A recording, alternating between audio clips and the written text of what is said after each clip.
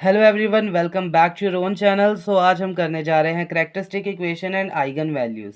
अगर आपने कैले हैमिल्टन थ्योरम नहीं किया तो उसका लिंक डिस्क्रिप्शन बॉक्स में दिया हुआ है, तो वहाँ पे जाकर आप कैले हैमिल्टन थ्योरम की वीडियो भी देख सकते हैं। सो आज हम करेंगे characteristic equation and eigen values. So सबसे पहले हम एक मैट्रिक्स का एग्जांपल लेंगे, उसके बाद मैं आपको सिखाऊंगा कि कैरेक्टरिस्टिक इक्वेशन कैसे निकालते हैं। Then I will tell you how to find eigenvalues. ठीक है, सो स्टार्ट करते हैं।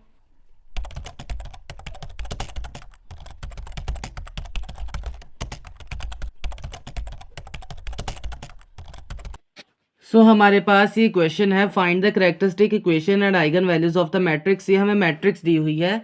सबसे पहले हमें इसकी कैरेक्टरिस्टिक इक्वेशन फाइंड करनी है, देन हम इसकी आइगन वैल्यूज फाइंड करेंगे। कैरेक्टरिस्टिक इक्वेशन कैसे फाइंड करनी है, ध्यान से देखना। जितने भी डायगोनल वाले टर्म है ना, उनके साथ तुमने लैम्डा को माइनस कर देना है। वैसे कैरेक्टरिस्टिक इक्वेशन होती क्या है? कैरेक्टरिस्टिक इक्वेशन होती है ए माइनस लैम्डा आई का determinant is equal to 0। This is our characteristic equation. हमें इस फॉर्म में लिखना है। सबसे पहले हम ए लिख लेते हैं। हमारा ए क्या है? ए हमें दिया हुआ है 2 2 0 2 1 1 -7 2 and -3। This is our A. Lambda I अब क्या होगा? लैम्डा आई यानी कि जो डायगोनल, ये आई क्या होता है? Identity matrix. तो लैम्डा मतलब जो डायगोनल एलिमेंट्स होंगे वो सारे लैम्डा होंगे। Lambda 0 0 0 lambda 0 0 0 lambda. This is our lambda I. अब हम इसको इस फॉर्मेट में लिखेंगे, मतलब ए माइनस लैम्डा आई, मतलब इन दोनों को आपस में क्या करना, हमने माइनस करना, सब्ट्रैक्ट कर देना है। अब हम यहाँ पे इस फॉर्मेट के अकॉर्डिंग इसको लिखते हैं, ए माइनस लैम्डा आई। 2 माइनस लैम्डा क्या बनेगा? 2 minus lambda. 2 minus 0 will become 2, 0 minus 0 will become 0। इसी तरीके से इन सबको भी ऐसे हमने लिखना है, सिर्फ डायगोनल एलिमेंट्स के साथ ही माइनस लैम्डा होगा, बाकी सारे सेम एज इट इज ही आ जाएंगे। आप सीधा भी लिख सकते हो, लेकिन ऐसे समझाने के लिए मैंने आपको लिखा है। वैसे आप सीधा भी लिख सकते हो, कोई प्रॉब्लम वाली बात नहीं है। This is now we have to find the determinant of A minus lambda आई।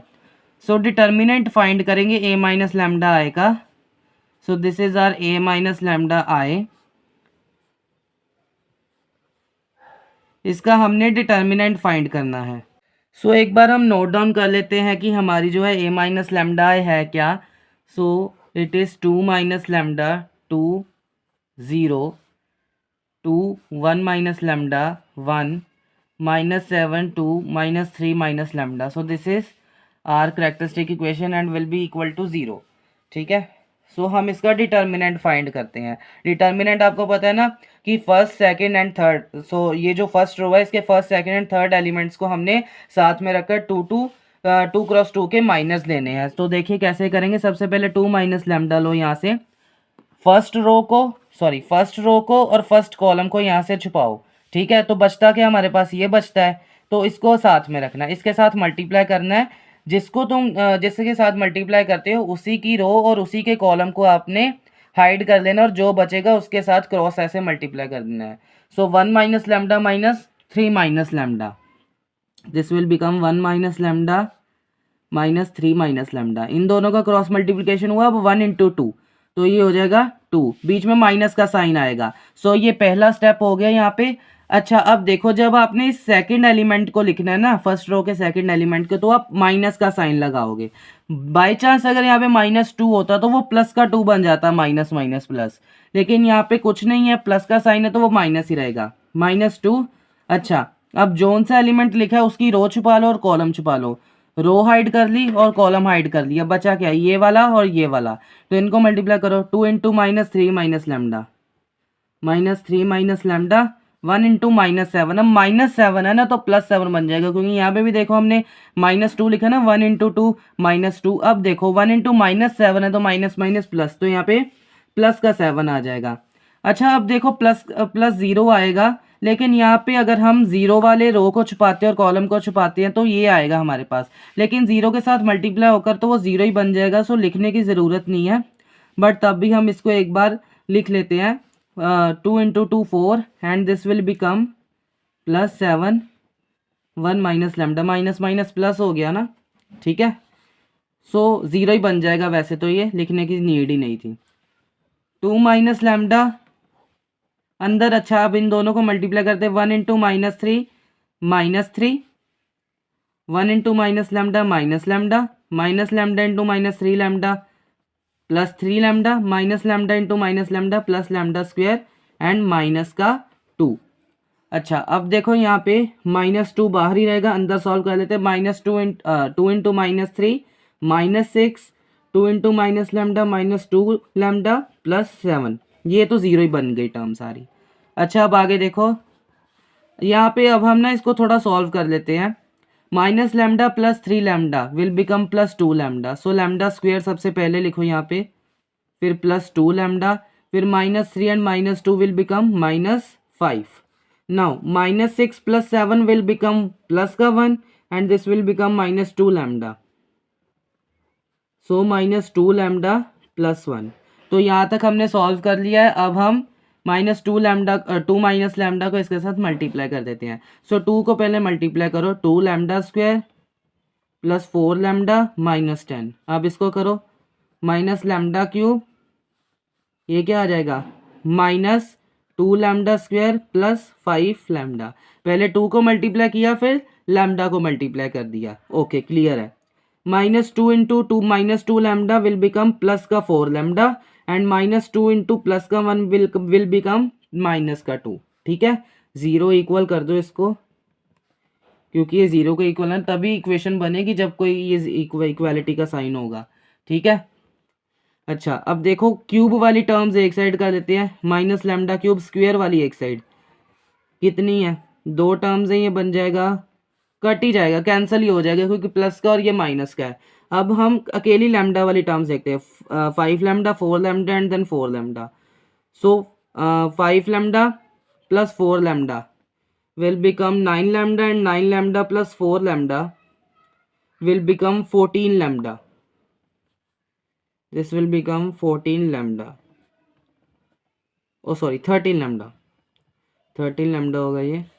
अच्छा अब कांस्टेंट टर्म्स देख लेते हैं, -10 और -2 -12 बन गया इज इक्वल टू 0। अच्छा अब यहाँ से माइनस का साइन कॉमन निकाल लेते हैं। माइनस का साइन मैंने यहाँ से कॉमन निकाल लिया। अब ये मेरे पास मेरी करैक्टरिस्टिक इक्वेशन आई है। ठीक है, this is my characteristic equation.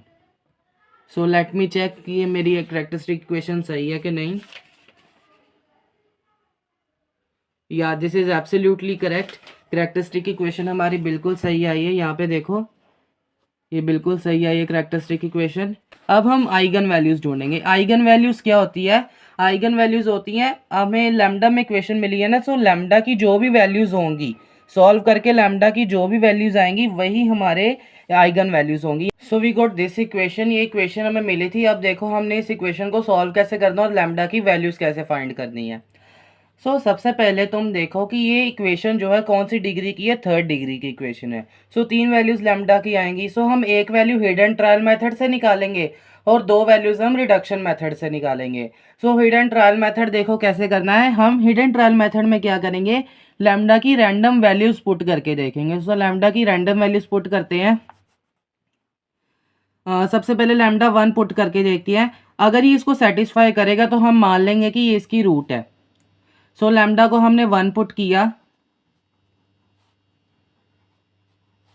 So lambda को 1 पुट किया तो हमें क्या मिला, अब 1 - 13 - 12 होता है, तो ये हमें 0 मिल गया। ठीक है, सो इसको सेटिस्फाई कर रहा है तो हम क्या कहेंगे, lambda is equal to 1 is a root of characteristic equation. Characteristic equation की एक रूट है। ठीक है,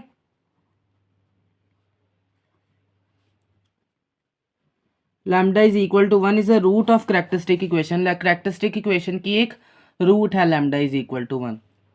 सो ये सिंपल है, ये सॉल्व हो गया। अच्छा अब देखो हमें एक तो रूट मिल चुकी है, एक वैल्यू मिल चुकी है। इसी वैल्यू की हेल्प से हम 2 वैल्यूज और निकालेंगे। देखो कैसे, हम इस वैल्यू की हेल्प से इस इक्वेशन को 2nd डिग्री की इक्वेशन में जो है कन्वर्ट कर लेंगे। अब 2nd डिग्री की इक्वेशन होती है क्वाड्रेटिक इक्वेशन, और क्वाड्रेटिक इक्वेशन हम सबको सॉल्व करनी आती है। सो हम इसको क्या करेंगे, इसकी हेल्प से रिडक्शन करेंगे। देखो रिडक्शन कैसे करनी है, एक ऐसा आपने एलसीएम जैसे निकालते ना, ऐसी लाइन्स ड्रॉ करनी है। अब इसमें देखो आपने क्या करना है, इसमें आप क्या करोगे, इसमें आप ना इक्वेशन की जो कैरेक्टरिस्टिक इक्वेशन है इसके कोफिशिएंट लिखोगे। कोफिशिएंट देखो, ये लैम्डा क्यूब का कोफिशिएंट क्या है 1। अब देखो यहाँ पे लैम्डा स्क्वायर तो है नहीं, लैम्डा क्यूब के बाद स्क्वायर ही आएगा ना, लेकिन उसका कोफिशिएंट यहाँ पे 0 होगा, तो यहाँ पे 0 लिख दो। अकेले लैम्डा का कोफिशिएंट -13 और कांस्टेंट टर्म क्या है 12 है। ठीक है, तो कोफिशिएंट लिखने के बाद तुमने क्या करना है, कोफिशिएंट लिखने के बाद यहाँ पे जो भी रूट है वो यहाँ पे लिखनी है। √2 हो, 3 हो, 4 हो, जो भी उसको सेटिस्फाई कर रहा है वो यहाँ पे लिखनी है। और नीचे यहाँ पे 1 लिखना है अपनी तरफ से, ठीक है, मल्टीप्लाई करने के लिए। अच्छा, आप देखो क्या करोगे, जो भी यहाँ पे रूट तुमने लिखी है 2, 3, 4, यहाँ पे हमारे केस में 1 है, तो हमने 1 लिखी और साथ में कोफिशिएंट लिख ली है। 1 यहाँ पे लिखा है, यहाँ पे ऑलवेज 1 ही लिखना है इस साइड। 1 इंटू 1 करो, क्या आएगा, 1 इंटू 1 1 ही होता है, तो इसको इसके नीचे लिखो और 0 एंड 1 क्या हो जाएगा, जो भी साइन हो गए उसी हिसाब से सॉल्व करना है। यहाँ पे प्लस का है सारा कुछ, तो 0 एंड 1 विल बिकम 1। अब जो तुम्हें न्यू नंबर मिला उसको इसके साथ मल्टीप्लाई करो, 1 इंटू 1 1, सो -13 एंड 1 क्या हो जाएगा, माइनस का 12 है ना, -13 प्लस का 1। And now this one -12 into 1 will become -12। जो भी तुम्हारा यहाँ पे आता जाएगा उसके साथ इसको मल्टीप्लाई करके यहाँ पे लिखी जाना है। सो -12 एंड -12 बिकम 0। जब तक तुम्हारा 0 नहीं आता तुमने इसको ऐसे प्रोसेस को कंटिन्यू रखना है। तो यहाँ पे तुम्हारा ये आए हैं, ये तीनों नंबर आए हैं। अब ये तीनों नंबर क्या बनेंगे, तुम्हारी क्वाड्रेटिक इक्वेशन के वेरिएबल्स के कोफिशिएंट, और एक कांस्टेंट टर्म बनेगा। ठीक है, सो सबसे पहले ये क्या है, लैम्डा स्क्वायर, ये क्या अकेला लैम्डा, और ये क्या -12। So this is the second degree equation जो आपको चाहिए थी। इस वैल्यू की हेल्प से हमने इसको रेड्यूस कर लिया सेकंड डिग्री की इक्वेशन में। सो आई होप कि समझ आ गया होगा, नहीं समझ आ गया तो वीडियो को आप दोबारा से इसको देखो, एक बार समझ आ जाएगा। तो अब इस क्वाड्रेटिक इक्वेशन को सॉल्व करते हैं। क्वाड्रेटिक इक्वेशन को सॉल्व करो, देखो फैक्टर्स बनाओ इसके, इसको इज इक्वल टू 0 कर लो। अच्छा, अब एक ऐसा नंबर ढूंढो जिसको प्लस माइनस करके 1 आता और मल्टीप्लाई करके 12 आता हो, वो क्या है, 3 and 4 lambda square, 3 lambda 4 lambda, sign में बाद में लगाता हूँ हमेशा।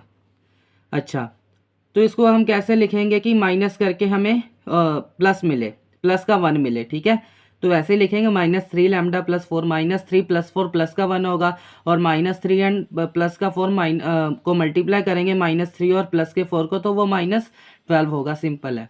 अब हम क्या करेंगे, इसमें से लैम्डा कॉमन लेंगे और इसमें से भी, इसमें से हम जो भी हमें 4 कॉमन मिल रहा है, तो इसमें से लैम्डा कॉमन लेते हैं, लैम्डा -3, इसमें से हम 4 कॉमन लेते हैं, लैम्डा -3।